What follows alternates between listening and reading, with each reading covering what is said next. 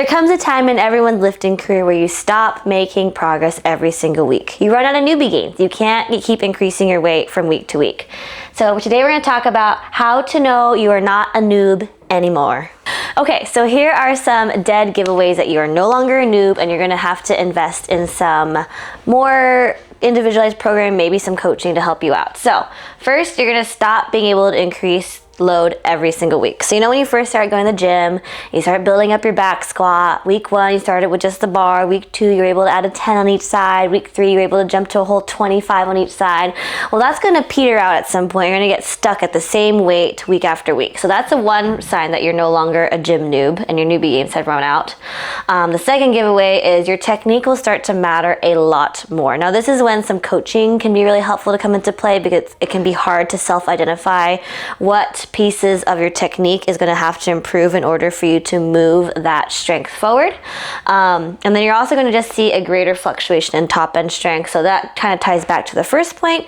You're not going to be able to hit the max weight that you've ever lifted week after week. Unlike before, when you were a newbie, you're able to increase your loads every single week. You're not going to be able to do that anymore. So when it comes to some things that you can fix right away to hopefully start making some progress again, you can first look at your technique. So here's some examples. Low bar versus high bar squats. If you're a high bar squatter, you could try squatting low bar and to see if that helps you increase your strength in your back squat. You can be looking at grip width on bench press. A lot of people, they tend to start with a narrower grip, and as you get stronger, you're going to find that a wider grip tends to feel a little bit better just because you're going to be able to recruit more of your pectoral muscles too, as well as your triceps.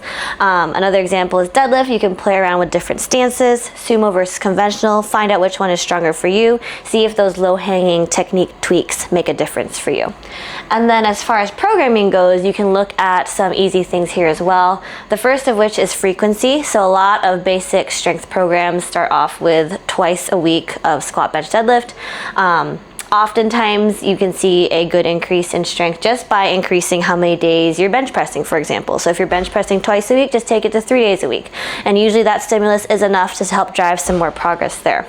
You can also be looking at what we call specificity. So if you're doing a lot of variations in, say, your back squat, like you're back squatting, and then you're doing pause back squats, and then you're doing pin squats, it could be worthwhile just to stick with one variation of squat, your back squat, for a little bit and seeing if more practice in that specific movement helps drive more strength adaptation as well.